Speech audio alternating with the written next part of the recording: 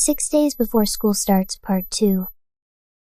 The royal residences of Sylvania Academy were situated atop the cliffs on the western part of Akan Island, closest to the coastline. They were a fair distance from the southwestern residential block, bustling with convenience facilities and a modest commercial complex. Though everyone received equal treatment in academic matters, it was impossible for royalty to be treated the same in their daily lives and living spaces. Thus, the royal residences were constructed solely for Princess Fina. The grand mansion sprawled over a large area. Ordinary students weren't even allowed to set foot in its gardens, making it unnecessary to elaborate on the special treatment received. The life here is indeed far removed from that in the professor's building. As the sun set, a view of the vast ocean was visible through the window. The soft murmuring of the waves breached the window frame, filling the princess's modestly sized personal chamber before fading away. With the horizon dyed crimson beyond the window bars, Princess Fina sat at her desk. The personal study desk, richly adorned with fine wood and lavish patterns, was even larger than the desk in Headmaster Obel's office. Regardless of circumstances, a life of luxury was expected for royalty. Life here was entirely distinct from that of an ordinary student. Princess Fina neatly swept her platinum, blonde hair over her left shoulder. About to unfold a book on magic history and elemental studies, she instead set her pen down. Princess Fina became lost in thought. The golden orb Lucy Merrill had produced during the classroom assignment announcements was indeed identical to the one Princess Fina had found at Merilda's protector tree. By that moment, Princess Fina realized something. Despite looking peculiar, the golden orb was otherwise unremarkable. Its contained mana was so negligible, it was barely perceivable.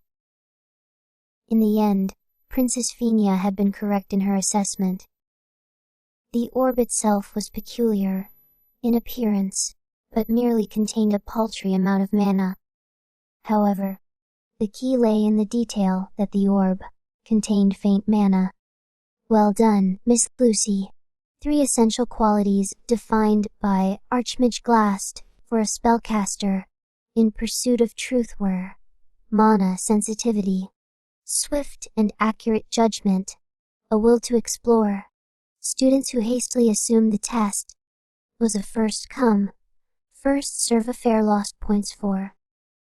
Swift and accurate judgment, and those who didn't attempt to unearth the exam's intent upon returning lost points for. A will to explore. Of the decisive criterion for primacy, mana sensitivity was being judged by the innate amount of mana in the orbs. Lesser the mana an orb contained, the more challenging it was to detect.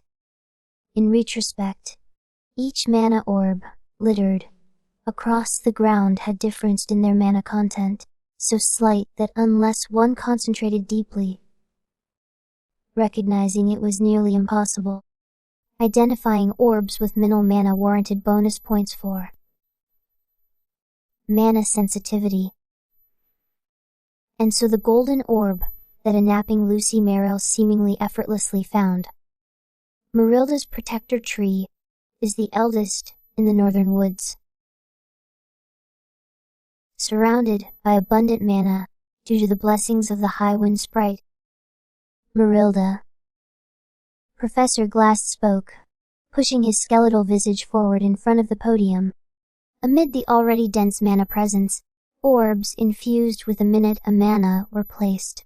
Their location, the center of the lake's rocky isle, made their detection near impossible unless one was attuned to the mana. The subtleties of mana sensitivity are endless. Similar to individual sense lost in a crowd, distinctive mana becomes undiscernible when blended and obscured. Lucy Merrill was born with an exceptional sense for such nuances of mana sensitivity. Moreover, though seemingly oblivious and sleeping in truth, she had discerned even Professor Glass's intentions.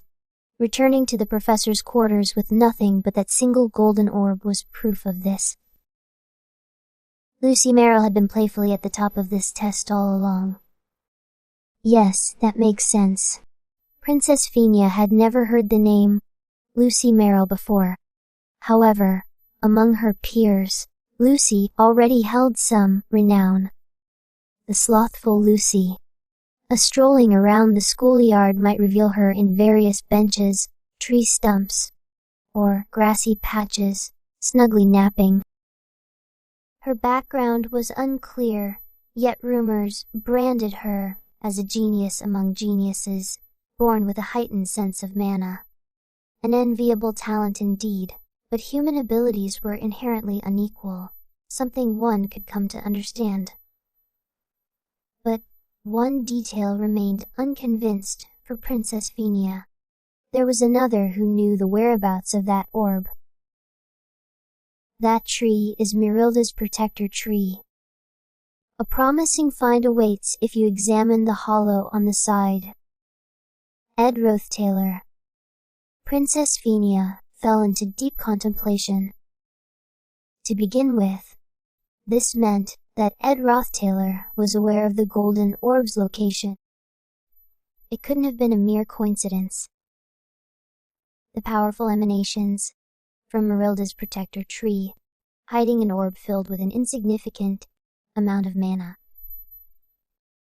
Its location was central to the lake's rocky island. Certainly not a spot stumbled upon by chance. The singular conclusion was evident in a person imbued with a sensitivity akin to that of Lucy Merrill. Let go!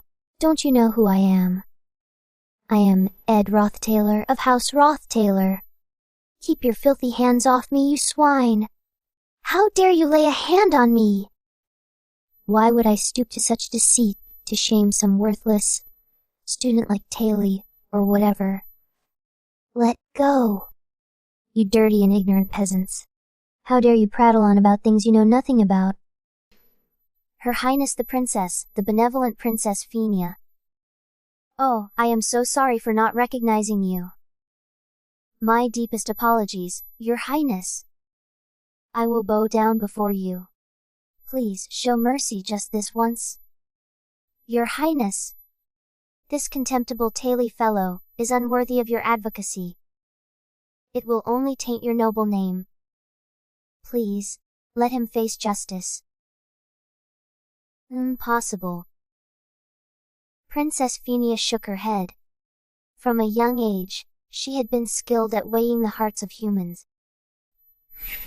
The vile acts displayed by Ed Rothtailor during the entrance examination were the desperate flailings of someone cornered, clear to any onlooker. Rumors had it that Rothtailor wasn't particularly magical and had subpar grades. It remains a mystery how one from such a stature could be so arrogant, likely due to the House Rothtailor's indoctrination of aristocratic ideology. More importantly, Professor Glast would not have left such talent unnoticed. Even the most covertly hidden talent was something he would sense and aid to flourish. An obsession with talent was his identity. It was unimaginable that he would overlook someone with such potential. Yet, the nagging discomfort remained within Princess Phinia. Could he really be the same person? There is no relief or satisfaction with this thought. Above all, the difference between Ed Rothtailor, seen in the forest, and the earlier encounters enchanted the mind. The spineless attitude in the presence of power, an abject fear of authority, or any semblance of honor, was nowhere to be felt.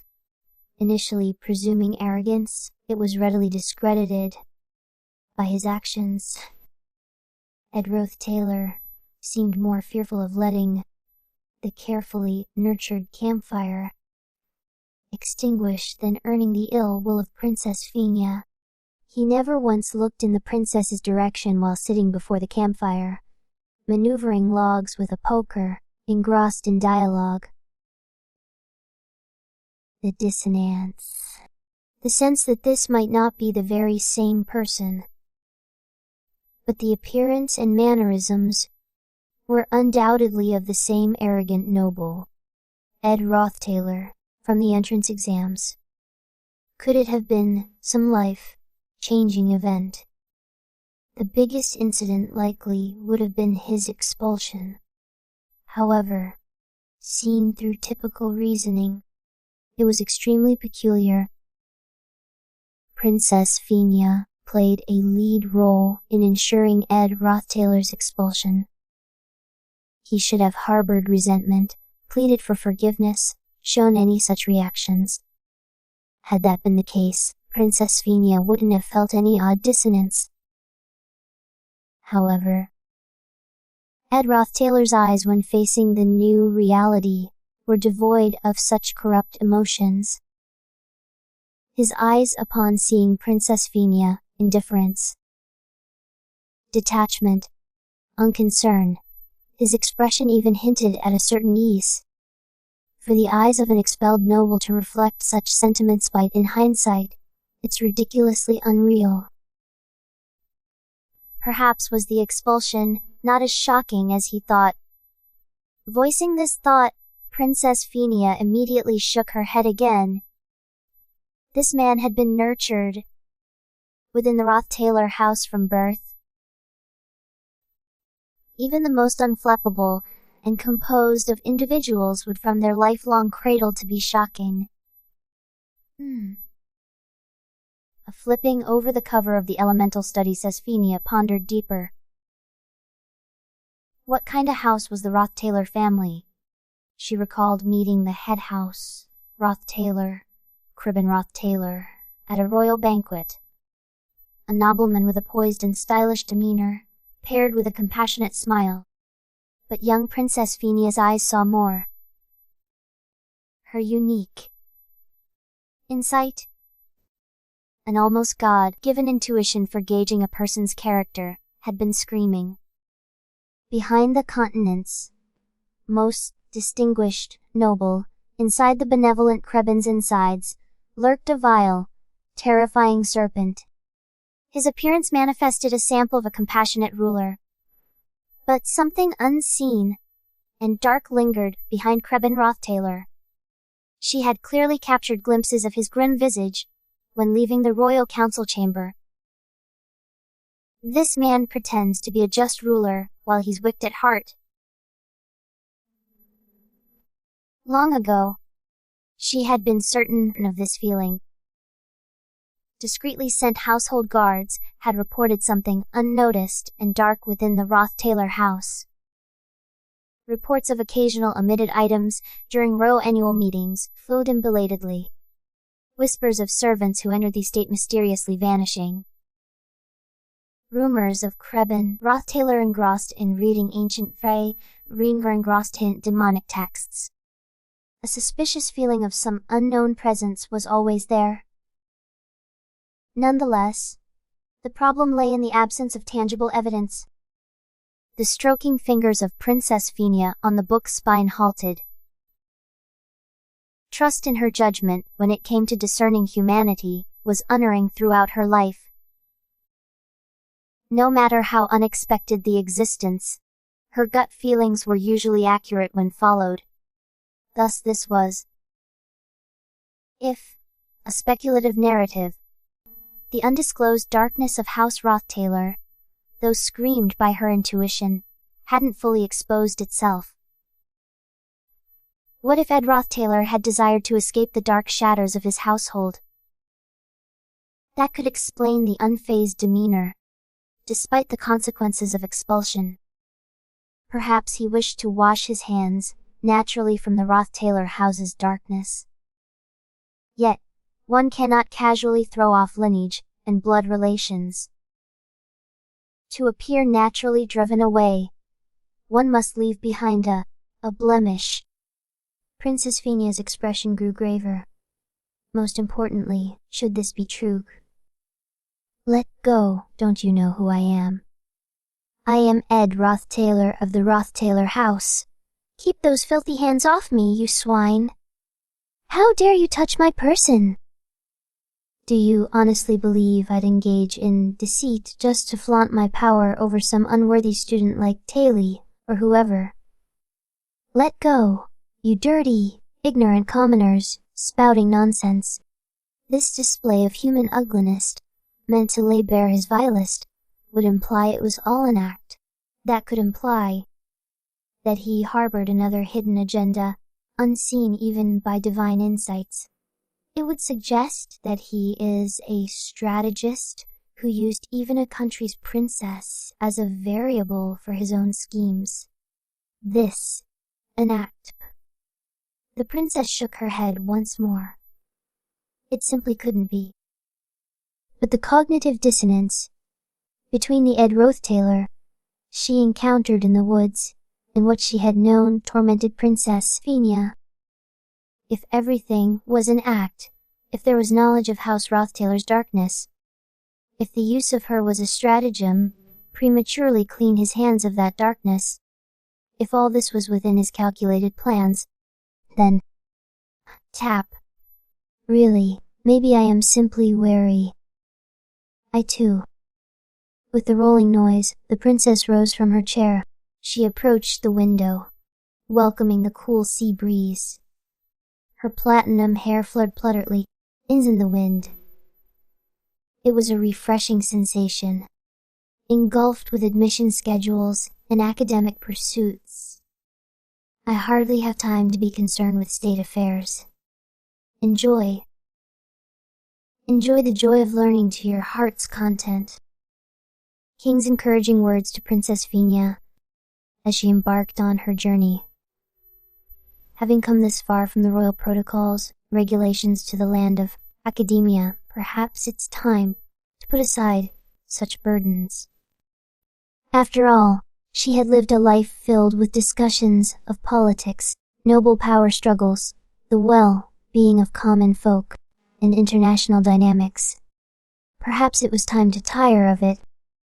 Maybe she was already exhausted, possibly overestimating Ed Roth-Taylor's relevance.